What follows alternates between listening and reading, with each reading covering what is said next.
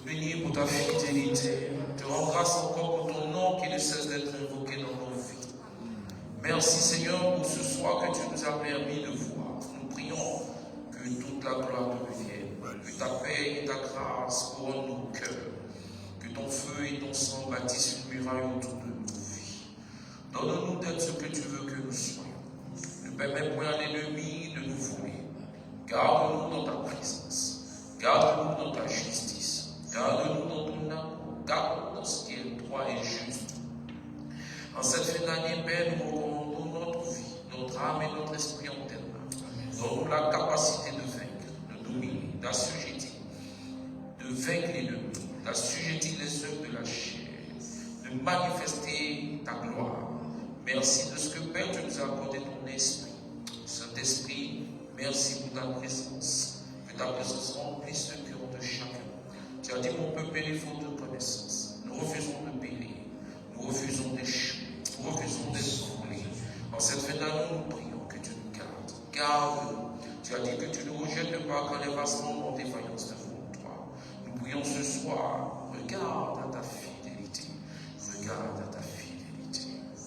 Regarde à ta fidélité. Fais ton sang par encore. Relève la grandeur de chacun. Bénis nos maisons. Bénis nos enfants. Ce soir, ouvre notre esprit. Ouvre les yeux de nos cœurs. Ouvre nos pensées. Pardonne nos pensées qui nous tournent. Tu as dit, tu aimeras le Seigneur de tout ton cœur, de toutes tes pensées. Et Seigneur, je sais que nos pensées nous éloignent de toi. Ramène-nous à toi. Que toute la gloire te revienne au nom de Jésus. Amen. Amen. Est-ce qu'on peut acclamer Jésus? Alléluia! Gloire au Seigneur. Alors, nous allons prendre nos Bibles. Encore ce soir, nous allons aller très rapidement. On va lire. On va lire. Amen. Le texte ce soir, c'est la vie éternelle. Amen. Est-ce que tu hériteras de la vie éternelle? Amen.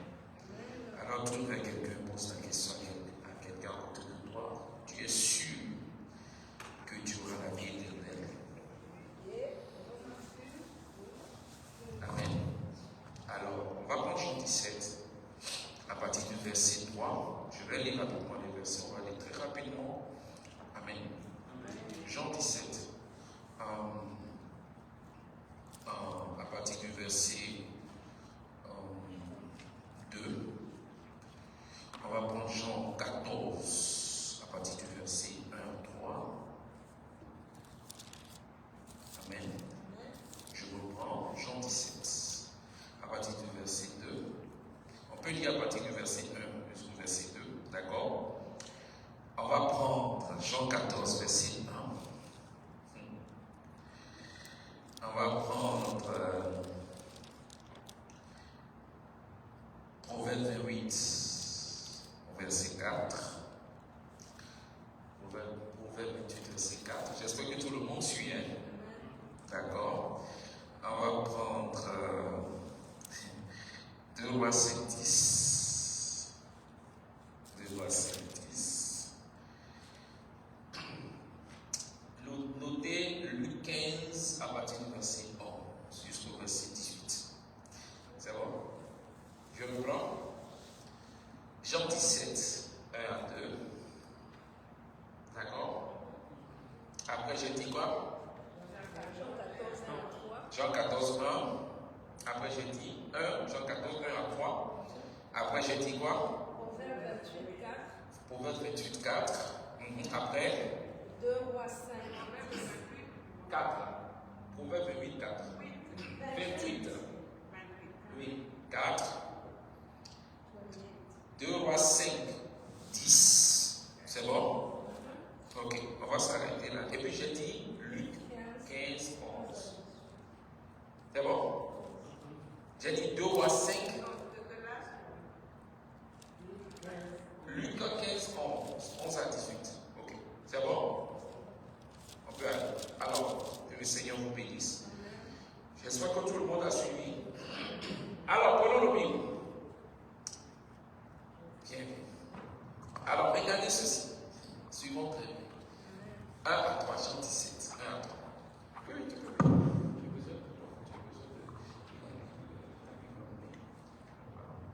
Alors, regardons ceci. Regardez. Jean 17, verset 1. Alors, lisons. Après avoir ainsi parlé, Jésus leva les yeux au ciel et dit, Père, l'heure est venue, glorifie ton Fils, afin que ton Fils te glorifie. Il y a personne qui parle anglais. Non, c'est bon, je sais pourquoi je l'ai appelé. Après avoir ainsi parlé, Jésus leva les yeux au ciel et dit, Père, l'heure est venue, glorifie ton Fils, afin que ton Fils te glorifie. Selon que tu lui as donné pouvoir sur toute la chair, sur toute chair, afin qu'il accorde la vie éternelle à tous ceux que tu lui as donné. Or, la vie éternelle, c'est qu'ils te connaissent toi, le vrai Dieu, et celui que tu as envoyé. Donc, la vie éternelle se résume en qui? En deux personnes. En lui et au Fils. Regardez. J'ai dit ici que ça c'est quoi? La Bible. Qui est quoi? J'ai dit, la Bible ici c'est Dieu. Au commencement, Jean 1, la Bible au commencement était la parole et la parole était avec Dieu. Et Dieu est la parole. D'accord? Maintenant, la parole c'est Dieu, n'est-ce pas? Et la Bible dit, la vie éternelle, c'est qu'ils te connaissent toi, qui? Le vrai Dieu. Et qui? Et son Fils, Jésus. Donc, la vie éternelle, ce n'est pas seulement en une personne, c'est les deux. Donc, si tu connais un sans connaître l'autre, tu n'auras pas la vie éternelle. On peut continuer. Donc, il dit la vie éternelle, c'est qu'ils te connaissent toi,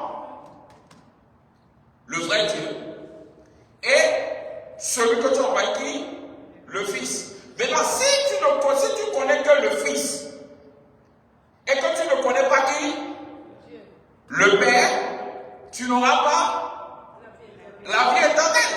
Parce que la vie éternelle, c'est une corde qui lie qui? Lui et le Père. Donc, tu ne peux pas prétendre connaître le Fils et ne pas connaître le Père. Donc, beaucoup de personnes connaissent Jésus, mais n'ont pas le temps de connaître qui? Le Père. Donc, tu vas attendre, espérer avoir la vie éternelle, mais tu ne l'auras pas. Parce que la vie éternelle, ce n'est pas une seule personne, c'est les deux. Connaître les deux. Alors, quand tu connais les deux, dans Jean 14, 1 à 3, il dit maintenant que la vie éternelle peut continuer. Lisez-moi Jean 14, 1, on continue, hein, et on va aller quelque part. Jean 14. Jean 14, 1 à 3, oui. Pour la gloire de Dieu, que votre cœur ne se trouble point. Croyez en Dieu et croyez en moi.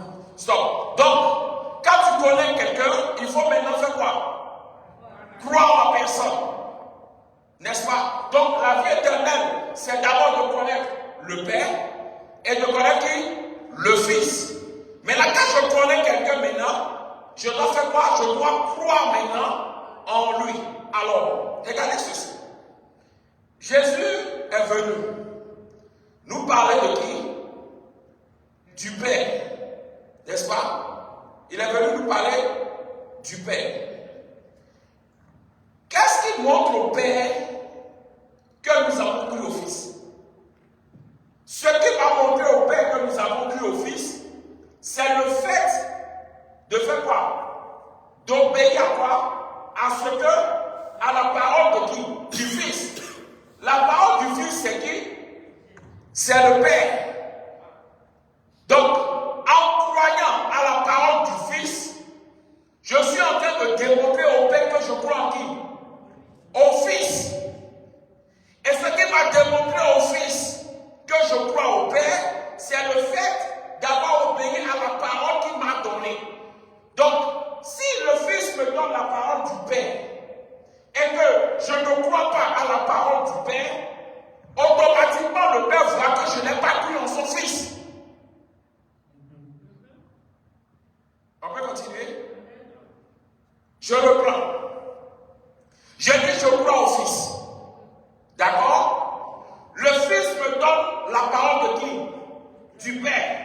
Et il me dit, il faut que tu obéisses à la parole de qui? Du Père. Je refuse d'obéir à la parole du Père. Donc, si je refuse d'obéir à la parole du Père, le Père automatiquement voit quoi? Que je n'ai pas cru en qui? Au Fils. Parce que si je crois au Fils, je dois être en mesure de faire quoi? D'obéir à la parole que le Fils m'a donnée. Parce que la parole que le Fils m'a donnée, c'est qui? C'est le Père.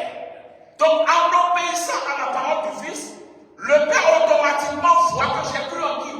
Au Fils. Et le Fils maintenant, parce que j'ai obéi à la parole du Père, lui-même, il voit que j'ai cru en qui?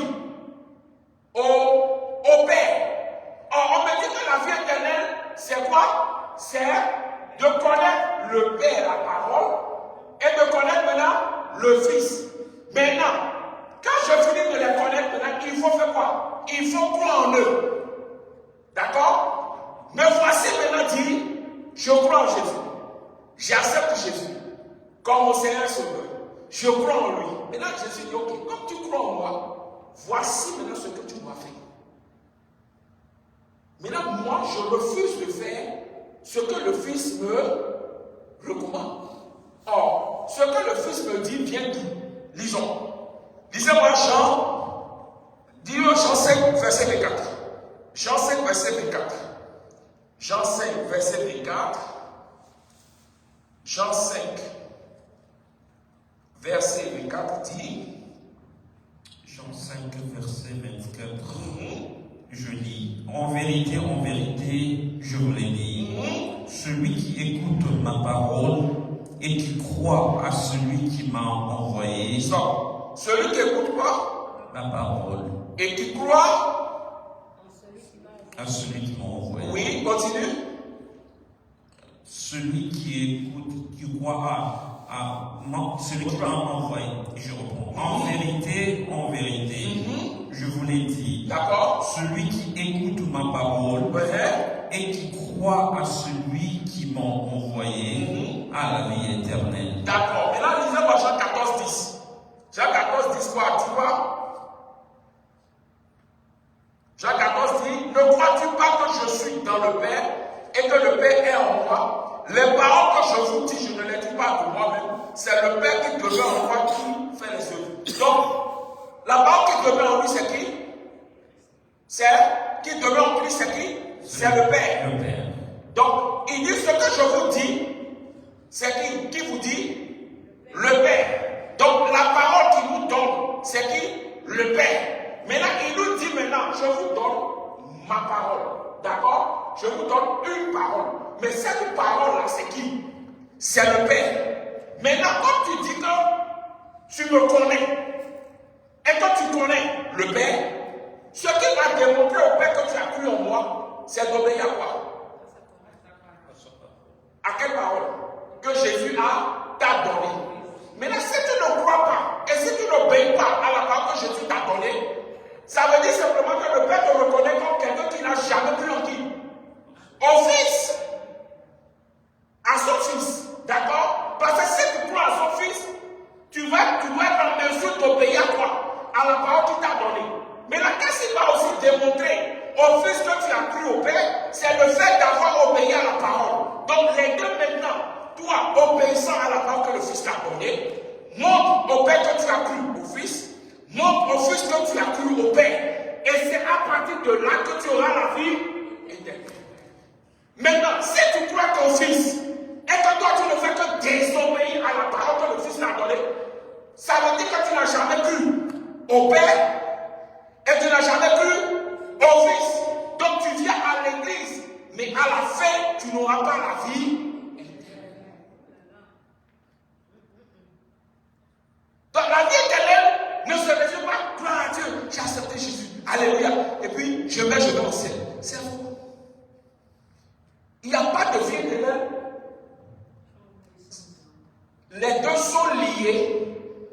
Et c'est les deux qui font la vie éternelle. Donc, une chose est de croire en l'autre.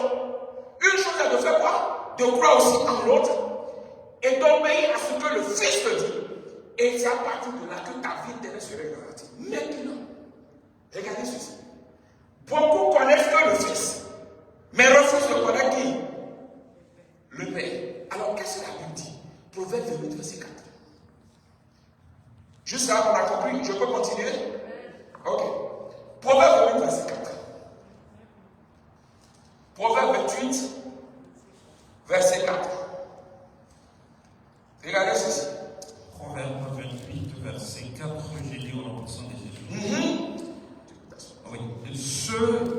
Ceux qui abandonnent la loi font l'éloge du méchant. Mais ceux qui la respectent... Non, c'est bon. On dit, lisez-moi dans une autre version, font l'éloge de qui? Du méchant. Alors, quand on dit on fait l'éloge de quelqu'un, c'est quoi? C'est le louer. Le louer, non. Louer quelqu'un, c'est quoi? Louer, c'est... Louer quelqu'un, c'est dire que la personne est bon, est grand, est magnifique. On te dit, celui qui fait quoi? Celui qui connaît le Fils, mais qui ne connaît pas le Père, est en train de faire l'éloge de qui? Du diable. Donc il est à l'église, mais lui, il est en train de dire, Satan est bon.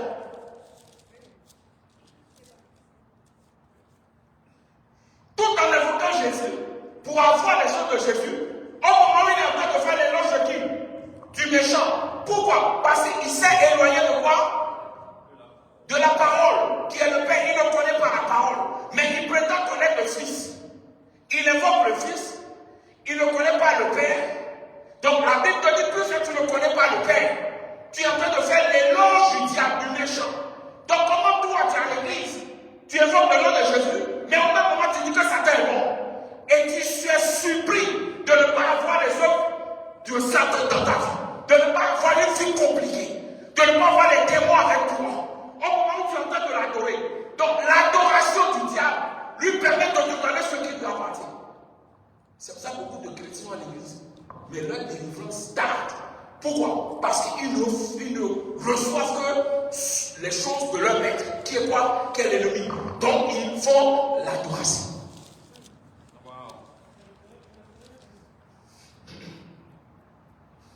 On peut continuer. Pourtant il est à l'église, il croit en Jésus. Mais il fait l'éloge de qui? De Satan. Maintenant il est surpris d'avoir tous les problèmes. Il dit, mais j'ai tous les problèmes. Mais comment tu peux pas? Tu adores quelqu'un. Tu loues quelqu'un. Il est fier de toi. Il sera fier de toi. Donc, il t'accorde que ce qu'il a. Or, qu'est-ce que Satan? Il a la mort. Il a les chaînes. Il a les démons. Il a les problèmes. Donc, il ne t'accorde que ce qu'il a pour te récompenser du fait que tu l'adores. Parce que tu t'es éloigné de quoi? De la parole qui est le Père. Donc, comme tu n'as pas voulu connaître la parole, tu es en train de faire l'éloge du diable. Donc, beaucoup de chrétiens sont surpris d'être dans l'état dans lequel ils sont. Parce qu'ils n'ont pas compris qu'ils ne font que recevoir de leur maître ce qui leur doit. Parce que ce sont des adorateurs du diable, bien étant à l'église.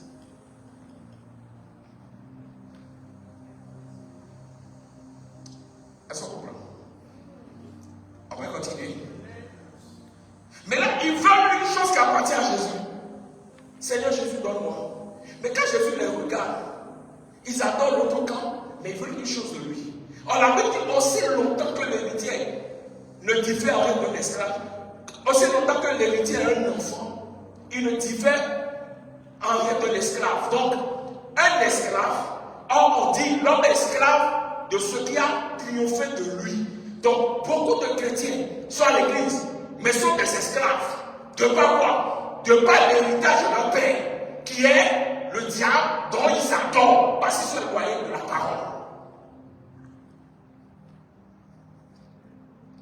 La délivrance de quelqu'un ne dépend pas d'un pasteur. Un pasteur peut prier pour toi, demeurer dans la délivrance ne dépend pas du pasteur.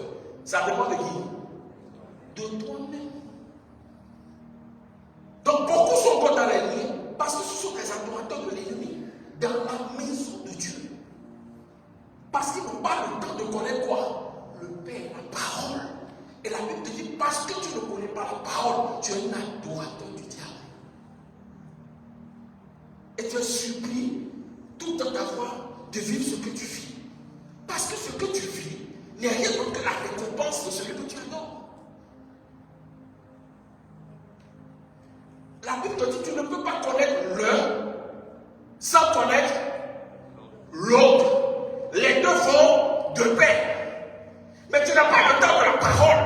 Mais tu as le temps d'évoquer Jésus pour avoir ce qu'il a. Et il te dit, tu veux avoir ce que j'ai. Mais tu as envie d'adorer mon ennemi. Tu ne peux pas la voir. Et parce que tu adores l'ennemi, il est constant présent dans ta vie. Donc ce qui t'arrive n'est rien d'autre que le résultat du fait que tu as abandonné qui? Celui qui a tout, qui doit te garder. Parce que tu as envie d'adorer l'ennemi de cette personne dont tu évoques le nom.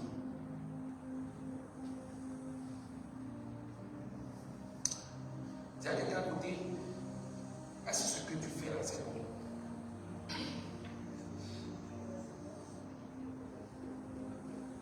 Hein? Non, mais c'est vrai. Je connais Jésus. Jésus, c'est le Fils de Dieu. La Bible dit dans Jacques que les démons, il faut voir, ils tremblent. Donc, ils connaissent aussi qui? Jésus. Mais le problème est que toi, tu refuses de connaître qui est le Père de ce Jésus que tu évoques. Et on te dit parce que tu as refusé, tu es un adorateur de l'ennemi. Maintenant, Satan, même quand Jésus est venu, dans Jean 5, dès qu'il est venu, et que le fou de Gadara a vu, les démons sont venus se prosterner. La première chose qu'ils ont donnée, ils ont dit, je t'en conjure au nom de Dieu, ne nous demande pas. Donc les démons ont compris. Et la première chose qu'ils ont d'abord donnée, c'est l'adoration au Père. Donc ils ont la connaissance de quoi? De la parole. Mais là, toi, qui a été créé à son image, tu refuses de le connaître. Mais tu invoques le Fils pour avoir ce que le Père a. Disons Luc 15, verset 11. Luc 15, verset 11.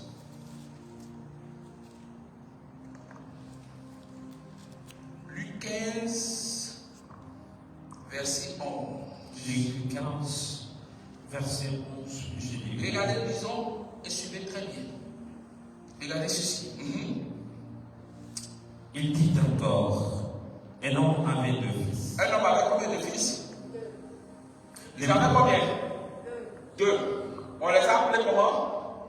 Fils. Donc, il avait combien de fils? Deux fils. Continuons la lecture. Les plus jeunes, Deux fils. Le plus jeune dit à son père, mon père, donne-moi la part de l'héritage qui doit me revenir. Le père leur partagea alors ce bien. Peu de jours après, le plus jeune fils ramassa tout est parti pour un pays éloigné, où il gaspilla sa fortune en vivant dans la débauche. Alors, quand on parle de débauche, on parle de l'excès. Ce n'est pas la prostitution. La débauche, c'est l'excès de nourriture, l'excès de poisson. Il a vécu dans les. Il a mangé, il a fait la fête. Mais ce n'est pas la prostitution. On va voir ça tout de suite. La Bible n'a pas dit qu'il a vécu avec les prostituées. La Bible dit dans la débauche. Maintenant, regardez la lecture. Alors qu'il avait tout dépensé, une importante famine survint dans ce pays et il commença à se trouver dans le besoin. D'accord? Il alla se mettre au service des habitants du pays qu'il envoya dans ses champs garder le porc. Il aurait bien voulu se nourrir de carottes que manger le porc, mais personne n'est. Donc, il voulait manger quoi? Mais là, il il avait envie de manger quoi? La nourriture des porcs. Au départ, il avait quoi? Il avait l'argent, il avait tout. Mais à un moment donné, il est tombé et maintenant il a commencé par désirer quoi? La nourriture des porcs. À quel moment il a commencé par vivre dans la débauche? Quand il s'est éloigné de qui? Du Père. Quand il s'est éloigné du Père, il a commencé par vivre une vie qui n'est pas la vie du Père. Dans la maison du Père, il ne vivait pas la débauche. Donc une fois qu'il s'est éloigné du Père, il a commencé par vivre dans la débauche. Donc il est devenu un adorateur et Satan lui a donné ce qui est à lui, la débauche. Et maintenant la pauvreté. Quoi encore? Il était au service, lui, un fils du roi. Il est maintenant au service de n'importe qui. Au point où il a envie de manger quoi? La nourriture des porcs. Donc, dans la maison du Père, il vivait bien, il avait tout. Mais à un moment donné, il a désiré s'éloigner du Père. Et il est devenu un adorateur inconscient du diable. Et ce qui appartient au diable a été là possédé. Et vous voyez comment ça vient devenu. Maintenant, continuons la lecture. Il aurait bien voulu se nourrir. Il aurait bien voulu. C'est-à-dire que même nourriture de porc, même de chien, même, il n'a pas trouvé. Continuons. Se nourrir de carreaux, de manger le porc, mais personne ne lui en donnait. Il se mit à réfléchir et se dit: combien d'ouvriers chez mon père ont du pain en abondance et moi, ici, je meurs de faim? Donc, il a commencé par réaliser que chez son père, il y a du mieux. D'ailleurs, aussi longtemps que tu vas t'éloigner de la parole, tu n'auras rien que ce qui appartient au diable. Tu n'auras rien du tout du royaume. Parce que la condition pour que tu aies des choses qui appartiennent au Père n'est pas d'invoquer le nom de Jésus. Le nom de Jésus, tu l'invoques et il te répond que lorsqu'il voit que tu as cru au Père, tu as cru à ce qu'il t'a dit. Aussi longtemps que tu ne marcheras pas dans la parole de Christ, qui est la parole du Père, pour montrer au Père que tu as cru en son Fils, tu n'auras rien de lui.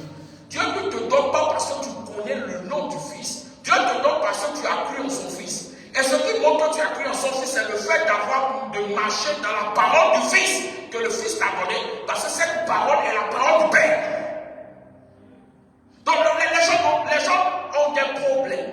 Pas parce que Satan les cherche, mais parce qu'eux-mêmes sont partis se mettre au service du diable.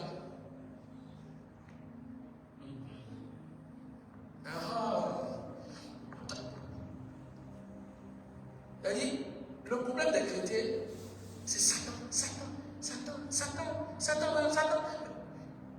C'est Satan qui lui a fait quelque chose ici. La pauvreté a tapé à sa porte. Tout simplement, lui-même volontairement, il est parti se mettre au service de celui qui a la pauvreté. Simplement, Dieu n'a pas le temps de te maudire, mais toi-même tu auras le temps de te maudire. Les gens se maudissent eux-mêmes, pensant que leur malédiction vient de sortir de leur famille, ou vient des démons, ou vient du diable. Non, là, ça arrive parce que tu t'es éloigné de celui qui doit te couvrir. Et puis on va comprendre encore tout à l'heure. Donc cet homme, il est devenu pauvre de par sa volonté. Donc il y a des gens qui t'arrivent de par quoi? De par ton engagement d'aller vers ce qui est négatif. Continuons la lecture. Regardez, continuons, on est regardez la lecture. Il se mit à réfléchir. Il se mit à réfléchir. Il se dit: combien d'ouvriers chez mon père ont du pain en abondance? Et moi, ici. Donc, chez le Père, il dit combien d'ouvriers ont du pain. Donc, chez le Père, il y a quoi? De l'abondance du pain. Donc, viens, chez le Père,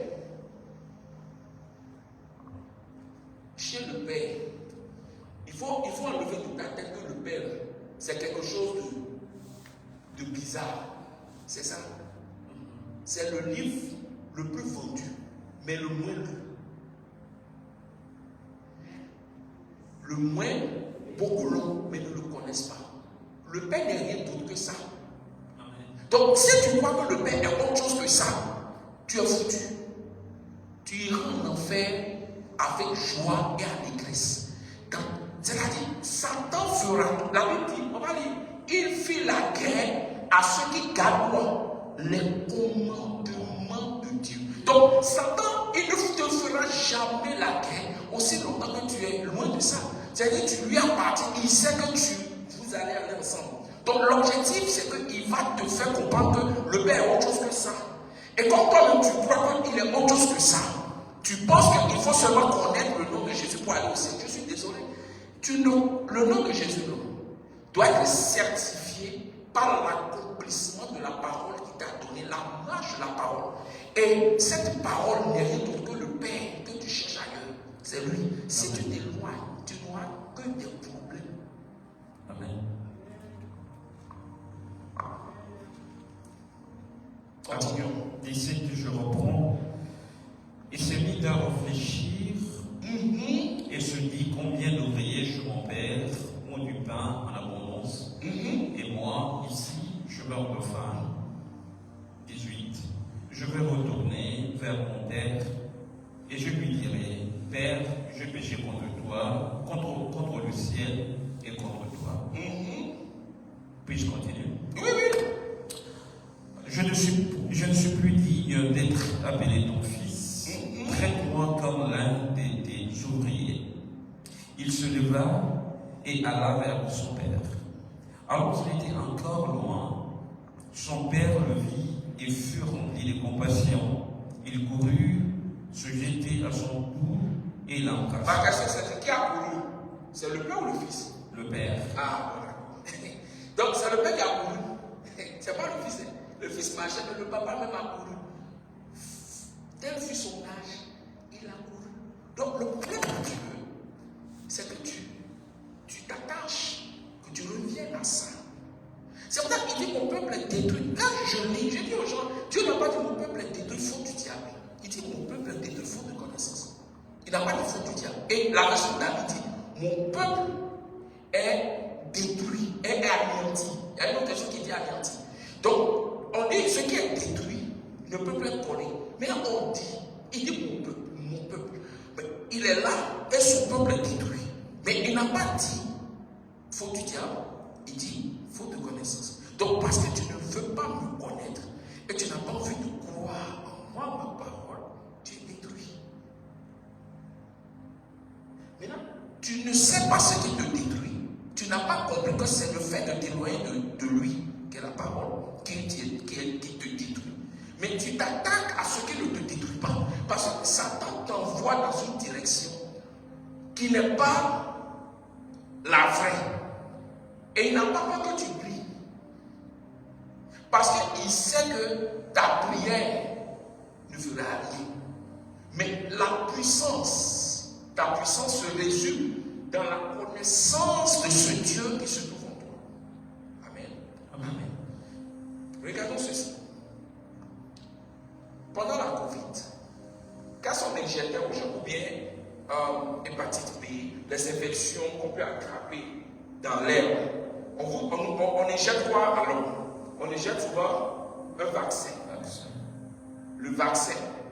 Qu'est-ce que combat le microbe dehors? C'est quoi? Quand on injecte le vaccin et que le mal qui est dehors veut t'attaquer, qu'est-ce qui combat le mal? C'est toi ou bien le vaccin qu'on t'a injecté? Le vaccin qu'on t'a injecté. Alors, quand il demeure en toi et que Satan te répère pour te fléchir, quand la flèche arrive, qui stoppe la flèche? C'est le Père qui se trouve. Le Père où? Qui se trouve où? En moi. Mais quand il n'est pas en toi et que Satan te flèche, qui est en toi pour bloquer la flèche? Personne. Donc ça t'atteint. Donc le malheur t'est arrivé à cause de quoi? Parce que tu t'es éloigné de qui? De celui qui doit te garder. C'est pour ça qu'il dit, si l'Éternel le garde, celui qui garde. Donc, s'il n'est pas en toi pour te garder, ta prière ne fera rien. Ton jeu ne fera rien. Ça va être une grève de faim et une perte de temps. Mais quand il est en toi, tu pries, il stoppe la flèche qui arrive. Il devient un vaccin dans ta vie qui stoppe le mal qui arrive de l'extérieur. Amen. Est-ce qu'on comprend quelque chose? On continue la lecture. Je reprends le 22. Il se leva et alla vers son père. Alors qu'il était encore loin, son père le vit et fut rempli Il fut rempli de quoi? de compassion. Il fut rempli de quoi? Compassion. À quel moment qu'il est revenu? Donc la compassion n'est pas pour un enfant qui est loin. La compassion, c'est pour un enfant qui est près du pays. Donc, pour avoir la compassion, quand tu es loin de la parole, oh Seigneur, que ta compassion m'attende, tu perds le temps. Il attend ton retour pour que cette compassion, parce que cette compassion est dans sa maison, ce n'est pas en dehors de sa maison. Amen. Et sa maison, c'est sa parole. C'est le lieu où il siège. Donc, si tu veux avoir la compassion, il faut que tu te rendes chez lui. Il faut que tu te rendes constamment dans sa maison, qui est dans sa parole.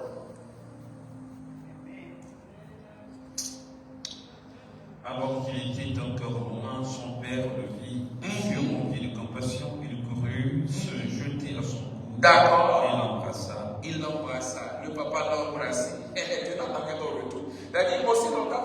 C'est-à-dire, vous savez, on perd le temps. Satan nous distrait. Ça va distraire tellement. C'est-à-dire, la vie chrétienne n'est pas compliquée. Mais nous la compliquons de par notre ignorance et de par notre désobéissance.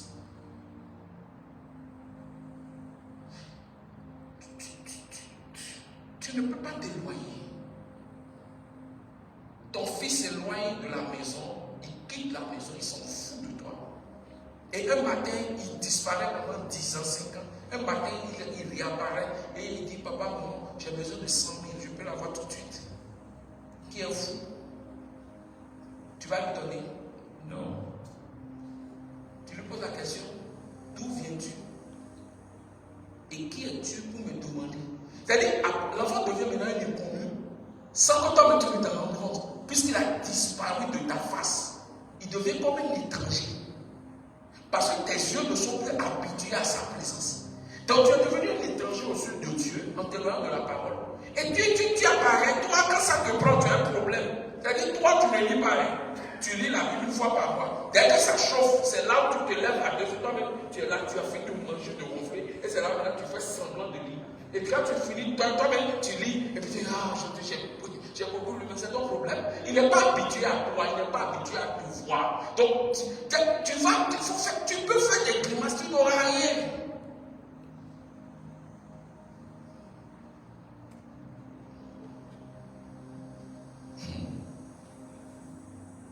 Quand je ne vous parle, regardez bien.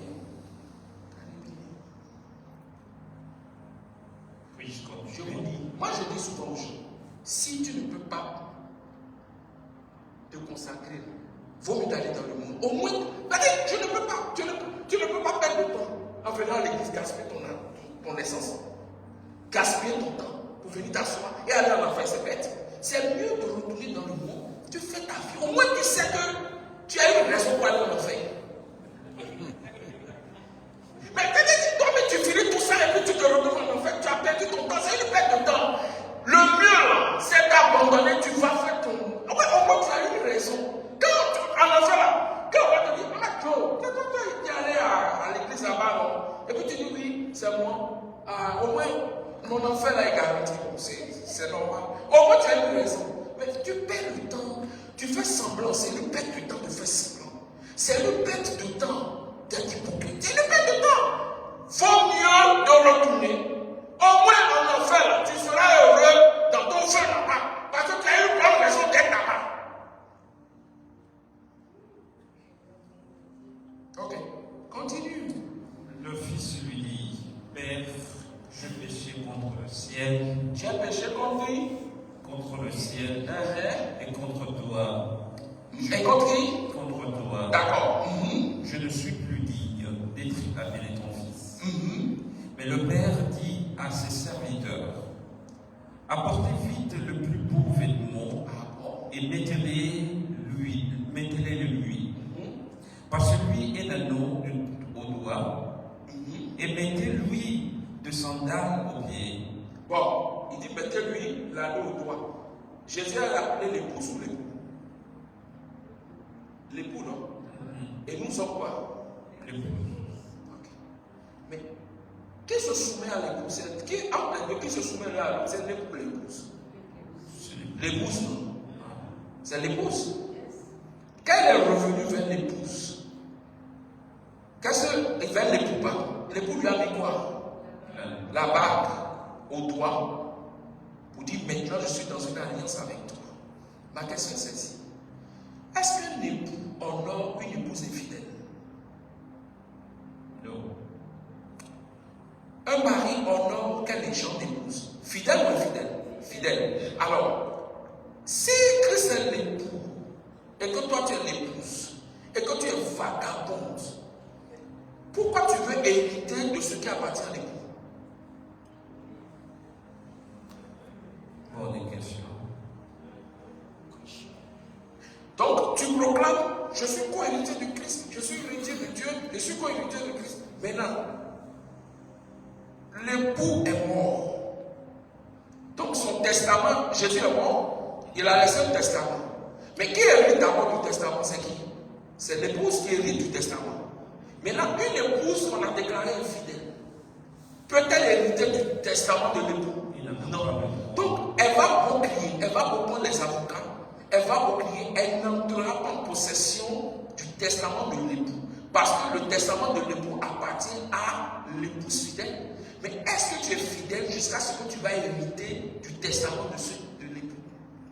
Est-ce que tu as l'alliance ou non? Ma question est celle-ci. Est-ce que tu as l'alliance de l'époux ou non?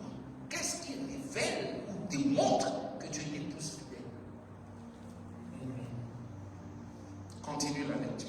Mais le père dit au serviteur, apportez vite le plus beau vêtement. Le plus beau vêtement. Et mettez-le lui. Passez-lui un anneau au doigt et mettez-lui de sandales aux pieds. D'accord. Donc il était comment? Il était pieds nus. Donc quand tu te loin du Père, tu es comme un fou.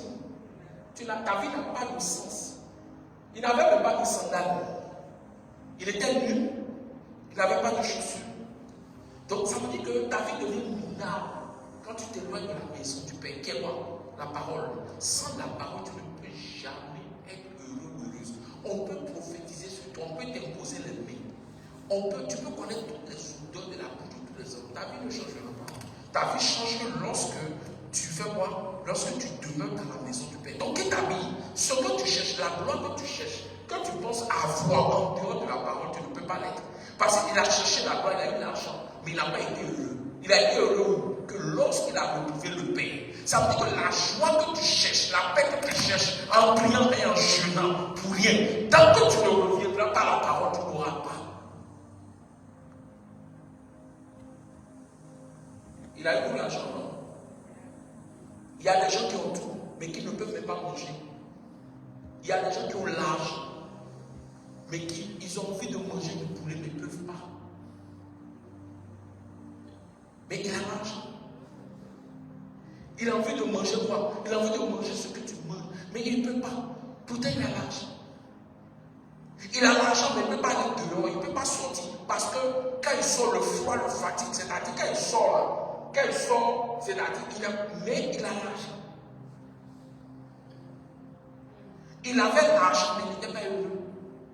Parce qu'il s'est éloigné de la parole. Tant que tu seras éloigné de ça, là où l'autre qui s'est accroché en train de faire 30 minutes de prière pour avoir une solution, toi tu vas faire une année, tu n'auras rien. La facilité de Dieu ne se retrouve pas en dehors de lui, ça se retrouve en lui. Amen. On continue. Amenez-le-vous qu'on a engraissé et tuez-les. Mangeons et réjouissons-nous. Donc il y a une fête. Continue. Car mon fils que voici était mort. Le 31, les gens vont remplir l'église, ils vont venir. 31, ils vont venir. Minuit, 2 heures, dès que c'est fini, ça fait l'année prochaine. Car mon fils que Il y a voici. des gens qui ne viennent pas à l'église que chaque année, chaque fin d'année. 31, toutes les églises sont remplies. On jeûne, on prie. Parce que les gens pensent qu'on peut manipuler Dieu. Et des gens sont prêts même à donner de l'argent, pensant qu'avec l'argent, ils peuvent acheter Dieu. Ils peuvent acheter le miracle. Ils peuvent acheter la solution. Ton argent va payer avec toi. Pourquoi? Parce que ce que tu penses, on n'achète pas ce qui appartient à Dieu avec l'argent. Dieu n'a pas besoin de ce que tu as pour te donner ce qu'il a. Mais il a besoin de toi chez lui pour te donner ce qu'il a. Donc on ne marche pas avec Christ pour ce que Christ a. On marche avec Christ pour ce qu'il est. Les gens ne veulent pas de ce qu'il est, mais mais veut de ce qu'il a. Quand tu auras ce qu'il a, quand tu finiras par perdre ce qu'il a, puisque tu n'as pas ce qu'il est, tu n'auras plus ce que tu as eu. On continue. Continue la lecture. Amenez le veau qu'on a engraissé et tuez-les. Verset combien? 23. Verset 23. Amenez le veau qu'on a engraissé et tuez-les. Mangeons et réjouissons-nous, car mon fils, que voici était mort et revenu. Mon fils que quoi? Que voici était mort. Il dit, en la parole était la vie. Et la vie était quoi? La lumière des hommes. Donc, une personne qui s'éloigne de la parole est quoi? Est mort. Est morte. Or, la Bible dit, quand tu es mort, donc ça dit que tu viens à l'église, mais tu es cadavre. C'est pour ça que vous allez voir que les églises sont remplies de bavardage, critiques, méchanceté, des clans. Il y a un club qui critique la femme du pasteur. L'autre club vient, elle vient pour voir comment la soeur Alice s'habille. Quand elle est non, elle a raconté aujourd'hui. C'est des cadavres. C'est un cadavre qui a le temps de chercher à détruire, qui a le temps de chercher à nuire. Parce que tu es un cadavre. Tu n'as rien de spirituel, tu es mort, tu es un cadavre. Donc, il s'est éloigné. Quand tu as la parole, quand tu es dans la maison, et que l'esprit en toi, dès que tu commences par critiquer, toi-même tu es gêné, tu te tais. Toi-même, ton cœur, tu te tais, tu fermes ta bouche. Parce que quelque chose se passe en toi, tu n'es plus à l'aise. Quand tu commets un acte, toi-même, tu n'es plus à l'aise, tu es dérangé. Parce que quoi? Parce que la vie en toi. Mais tu finis de faire, de critiquer, tu finis de, et puis tu dors correctement, tu m'en fous. Tu es mort, tu es cadavre. Il n'y a rien de vie.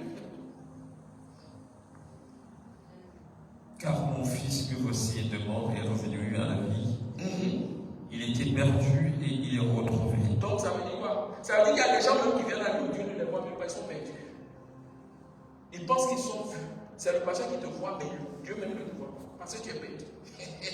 C'est-à-dire, une fois que tu t'es loin de la main, tu es perdu. Quand vous lisez dans Genèse 3:9, quand Adam et Ève ont fini de pécher, quand tu es venu demander à Adam où es-tu, est-ce qu'il le voyait encore? Il ne le voyait plus, il est perdu. Donc quand tu t'éloignes de la présence de la parole de Dieu, tu es perdu. Maintenant, quelqu'un qui est perdu, et tu es en train de l'évoquer, Dieu, même quand il entend, il dit, qui m'évoque? Qui c'est qui? Et il dit, Seigneur, c'est moi. Il dit, mais je ne te vois pas. Il ne te verra jamais en dehors de sa parole. Il faut que tu sois à la maison pour qu'on te voie. C'est comme ton fils, il est dans un autre état, et puis il vient dehors, et puis il crie ton nom. Et il veut que tu lui répondes. Tu peux même pas l'entendre jusqu'à te répondre. Donc pour lui répondre, il faut qu'il soit chez toi. Quand il va crier chez toi, si Ruth crie chez papa et maman, il faut entendre sa voix et puis il faut lui répondre. Parce qu'elle est dans la maison. Mais tu n'es pas dans la maison, tu cries. Et tu veux qu'on te réponde quoi? Donc tu te fatigues. Et les gens pensent que c'est le 31 que tu vas les exaucer. Tu vas les exaucer. Donc ils attendent 31 minuit pour être exaucés. Ah, les chrétiens, vraiment. Satan même il s'assoit même et puis il rit quoi. Il rit, il dit mais ces gens-là sont fous. Continue la lecture. Et ils commençaient à faire la fête. Ah, d'accord. Le père a organisé une fête, oui. 25. Or, le fils aîné était dans les champs. Regardez ceci. Le fils aîné était dans les champs. Donc lui, il était à la maison. Voilà, continue la lecture. Écoutez bien. Lorsqu'il revint et approcha. Lis un peu plus fort. Cette partie. Or, le fils aîné était dans le champ. Lorsqu'il revint et approcha de la maison, il entendit. Donc lui, il était dans la maison. N'est-ce pas? Mais il est allé au champ. Il entendit la musique et les danses. Il appela un des serviteurs et lui demanda ce qui s'est passé. D'accord. Le serviteur lui dit, ton frère est de retour et ton père a tué le veau engraissé parce qu'il l'a retrouvé en bonne santé. Le fils aîné se mit en colère et ne voulait pas entrer. Son père sortit le supplier d'entrer. Mais il répondit à son père, voilà tant d'années que je suis à ton service. D'accord. Sans jamais désobéir à tes ordres. D'accord. Et jamais tu m'as donné un chevreau fait avec mes enfants. Suivez bien. Mais quand ton fils est arrivé, celui qui a mangé tes biens avec des prostituées, Est-ce que la Bible a dit qu'il a dépensé l'argent avec les prostituées? non, Avec la débauche. Mais là, lui, il vient dire au papa, il a dépensé ton argent dans la prostituée. Quel est l'objectif? D'emmener le papa à s'irriter contre son frère. Mais là, écoutez ce que le papa dit. Continue. à faire avec la même. Quand ton fils est arrivé, celui qui a mangé tes biens avec des prostituées, pour lui, tu as tué le veau embrassé, mon enfant. Lui dit, Moi, mon enfant, stop. Le papa l'a appelé comment? mon enfant, Au départ, c'était combien? le fils. Mais là, c'est devenu combien de fils? Un fils et un enfant. On dit aussi longtemps que l'héritier a un enfant, il est différent d'un esclave. Donc, il n'a pas hérité. Pourquoi le papa l'a appelé enfant? À cause de son cœur. Donc, il est quoi? Il est dans la maison. Mais le père n'est pas en lui. Donc, il y a des gens qui sont avec la Bible, mais la parole n'est pas en nous. Donc, au lieu de se réjouir du retour de son frère, il y a des gens qui ne se réjouiront jamais quand tu réussis. C'est pourquoi je dis souvent aux gens, fais attention d'aller témoigner à l'église. Des gens ont témoigné à l'église et puis sont tombés. Des gens finissent de témoigner et puis sont morts spirituellement. Leur promesse s'est tombée, ils sont devenus plus pauvres, tout simplement parce qu'ils ont témoigné. Parce qu'il y a des gens qui sont là uniquement parce qu'ils ne veulent pas que tu réussisses. C'est-à-dire qu'ils ont de la haine quand tu réussis. Donc voilà quelqu'un qui est dans la maison, qui est à l'église, mais qui a de la haine, qui n'aime pas que son frère réussisse. Son frère qui est perdu, lui, son souhait, c'est que le frère ne revienne pas. Le papa l'a regardé, le papa dit ça, toi tu es un enfant, tu n'es pas un fils. Donc, ça veut dire quoi? Ça veut dire que toi, tu n'auras rien. C'est pour ça qu'il n'a rien. Il n'a rien, pourtant il est à l'église. Parce que c'est un enfant. Donc, il a quitté l'étape du fils pour devenir un enfant. Or, l'héritage n'appartient pas à l'enfant. Et ce qui a fait devenir un enfant, c'est le caractère, son cœur. Donc, les gens sont avec la Bible, mais la Bible n'est pas en eux. La parole n'est pas en eux. Ils connaissent les versets dans leur tête. La parole est dans leur tête, mais n'est pas dans leur cœur. La parole dans ta tête ne te transforme pas. C'est la parole dans ton cœur qui te transforme. Amen. Le papa l'a regardé, il dit, tu es un enfant. Il y a beaucoup d'enfants dans l'église qui prient pour être bénis. Tu ne peux pas être béni aussi longtemps que tu es un enfant. L'héritage n'appartient pas à un enfant, l'héritage appartient au fils. Amen.